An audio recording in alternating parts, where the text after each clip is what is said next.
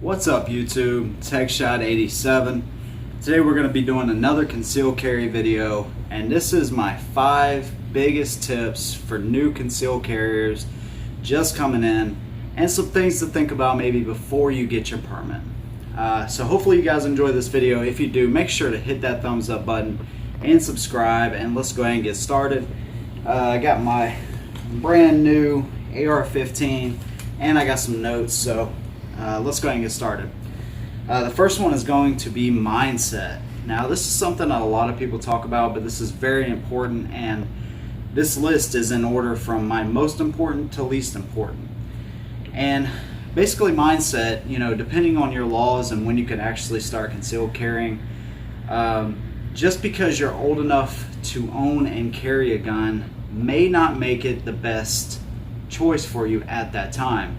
And the reason I say that is because me being 28 right now, from the time I was 21 and could have actually owned and carried a firearm to now, my views and really life is completely different.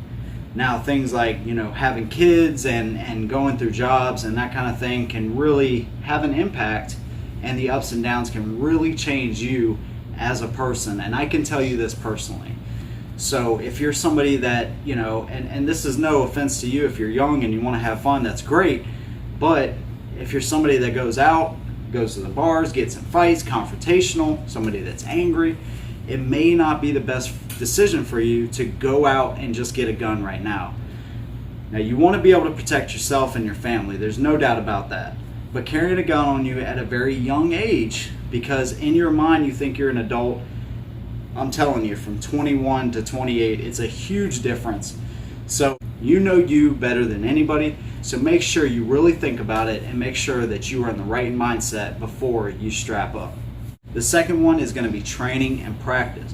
Once you've decided that, okay, I know I'm mature enough to get a gun, you know, I really want to protect myself and my family, don't always go for the biggest and baddest caliber. You want to make sure that you keep in mind it takes a lot of training, a lot of shooting paper or steel or whatever you're doing to really get efficient with a gun. Don't just buy a gun, load it up and carry it and think that's okay. It takes a lot of practice and training to get good.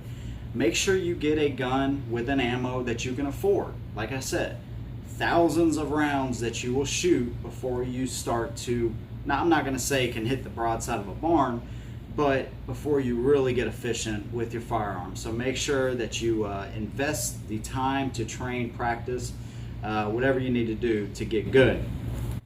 So number 3, stay out of trouble. If you're somebody that, you know, if you're in sketchy areas or you like to get into fights, or, you know, if you're just that kind of person, you want to stay out of trouble altogether. You want to be the kind of person that diffuses, you know, arguments and things like that. Because a simple argument that may have happened when you weren't carrying compared to now that you are carrying, before, if somebody would have hit you in the face, you would have just tried to get away or hit them back or whatever the case might have been. Now you are carrying, so you have to think about things like this.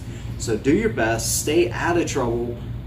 Sometimes it can't be avoided, and if somebody is coming to attack you, that's a completely different story. But if you're the type of person that goes looking for trouble, you probably don't want to buy a gun right now. Number 4.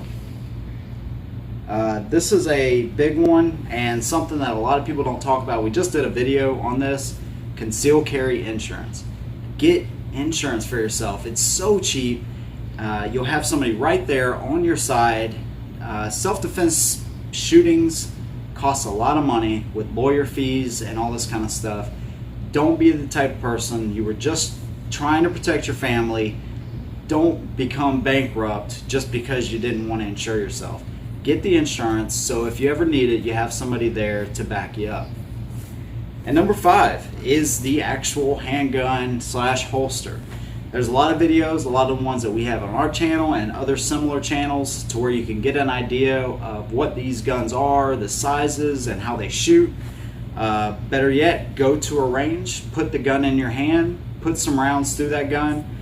There's been many guns that I've bought over this past year and a half that I thought I would really love and didn't end up liking as much. The option to go and sell those guns after you've handled them but depending on what you pay for the gun, you're going to take a hit.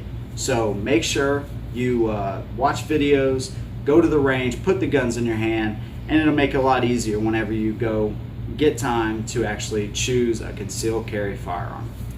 So those are my 5 big tips for concealed carry. Make sure you guys subscribe and like the video if you like what we're doing. We'll see you next time, and as always, hold them down.